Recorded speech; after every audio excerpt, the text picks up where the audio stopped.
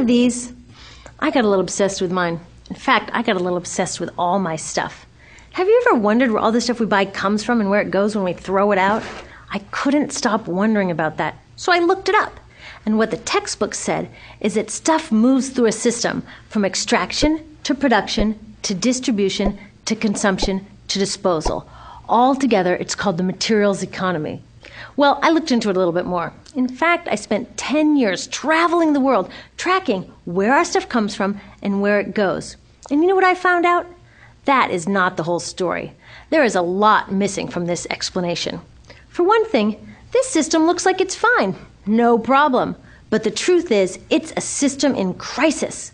And the reason it's a system in crisis is it's a linear system and we live on a finite planet. And you cannot run a linear system on a finite planet indefinitely. Every step along the way, this system is interacting with the real world. In real life, it's not happening on a blank white page.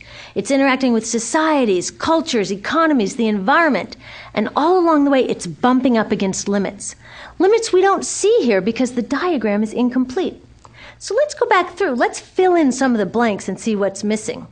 Well, one of the most important things that's missing is people. Yes, people. People live and work all along this system. And some people in this system matter a little more than others. Some have a little more say. Who are they? Well, let's start with the government. Now, my friends tell me I should use a tank to symbolize the government, and that's true in many countries and increasingly in our own. After all, more than 50% of our federal tax money is now going to the military. But I'm using a person to symbolize the government because I hold true to the vision and values the government should be of the people, by the people, for the people. It's the government's job to watch out for us, to take care of us. That's their job.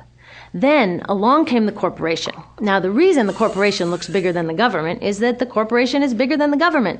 Of the 100 largest economies on Earth now, 51 are corporations. And as the corporation has grown in size and power, we've seen a little change in the government where they're a little more concerned in making sure everything's working out for those guys than for us.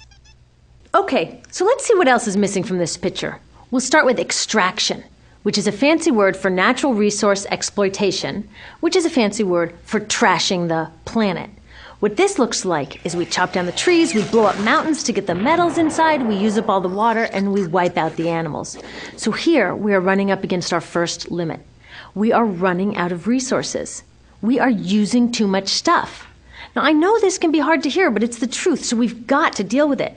In the past 3 decades alone, 1/3 of the planet's natural resource base has been consumed. Gone. We are cutting and mining and hauling and trashing the place so fast that we're undermining the planet's very ability for people to live here. Where I live, in the United States, we have less than 4% of our original forests left. 40% of the waterways have become undrinkable. And our problem is not just that we're using too much stuff, but we're using more than our share. We have 5% of the world's population, but we're using 30% of the world's resources and creating 30% of the world's waste. If everybody consumed at US rates, we would need 3 to 5 planets. And you know what? We've only got 1. So my country's response to this limitation is simply to go take somebody else's. This is the third world, which some would say is another word for our stuff that somehow got on somebody else's land. So what does that look like? The same thing, trashing the place. 75% of global fisheries now are fished at or beyond capacity. 80% of the planet's original forests are gone. In the Amazon alone, we're losing 2,000 trees a minute. That is 7 football fields a minute. And what about the people who live here?